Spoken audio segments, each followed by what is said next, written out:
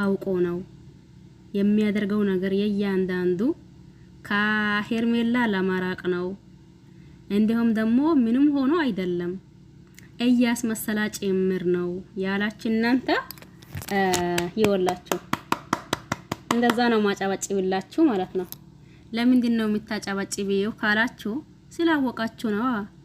እኔ አሁን ነገሩ ከመጀመሪያውም ከሩታም ቢሆን እንዲሁም ደግሞ ከሄርሜላም ቢሆን የምሬኔና ከሩታም ቢሆን ያው የመጀመሪያው ሚስቱ ናት። አይገርመን አይደንቀን ብያችኋለሁኝ። እንዲሁም ደግሞ ከሄርሜላም ቢሆን ሩታን ፈትቻለሁ ብሎ እዚህ ህዝብ ፊት ላይ ቀለበት ያደረገላት ሰው ነው።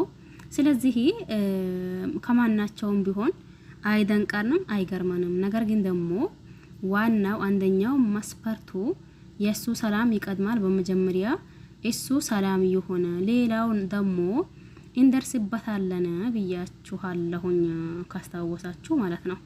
አሁን ደግሞ ከትላንት ወዳ 2 ቀን መሰለኝ አብርሽ ተሽሎት ማጥቶ ነበር። ሁሉንም ነገር አይታችሁታል በነገራችን ላይ። አሁን ደግሞ ምን እየተካሄደ ነው?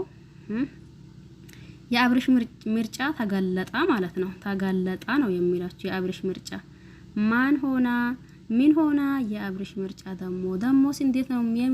የምን ምርጫ ነው ብላችሁ ጥያቄ ፈጥሪባችኋል ብዬ አንዳችሁንም አላስቡም በነገራችን ላይ ማለት ነው። ለምን ሁላችንንም ስለምናቀው ነገሩን ሁላችንንም ያኔ ሰሞኑን ስለነበርንበት ማለት ነው። ገባችሁ አይደል?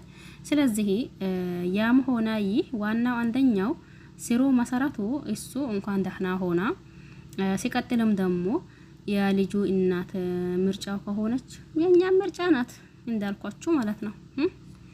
ሄርሜላንም ብትሆን በዛው ልኩ ነበር በነገራችን ላይ። ምንም እዚህ ጋር ዋናው አንደኛው መስፈርቱ አብርሽ ራሱ ስለሆነ እዚህ ጋር እኛ ሄርሜላን ለምን ሆነች ወይም ደግሞ ሩታን ለምን ሆነች ማለት አንችልም።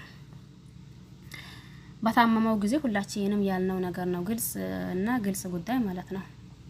ከሩታን ቢሆን ያንን አክል አይገርመን አይደንቀን። ከሄርሜላን ቢሆን ያንን አክል አይገርመን አይደንቀን።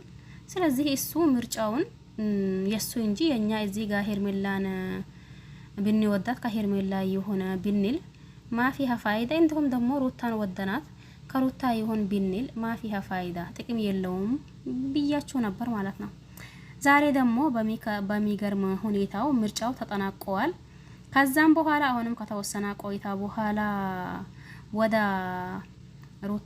ወደ ሄርሜላ ይመለስ ይሁን ወይስ ደግሞ አሁንም ነገራቶችን አይቶ አገናዝቦ እንትን ብሎ ሌላ ሴት ይዞብን ይምጣ ይሆን? የብዙዎቻችን ጥያቄ ነው። በነገራችን ላይ አንዳንድ ጊዜ የሆነ ነገራቶች ግራ ሲጋቡ እናንተም ጭምር ነው ግራ የምትጋቡት። ወዳሁ ሳይሆን የሆነ ግራ ይጋባል ብለው ሳታስቡት ግራ እንጋባለን ማለት ነው።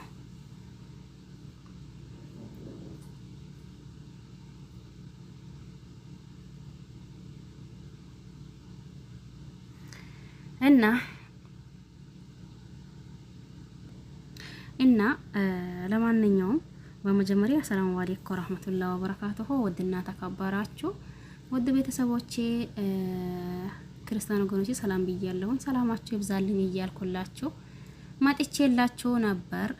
ነገራቶችን ሁላ ለእናንተም ለኛም ግልጽ በሆነ መንገድ ተካሂዷል።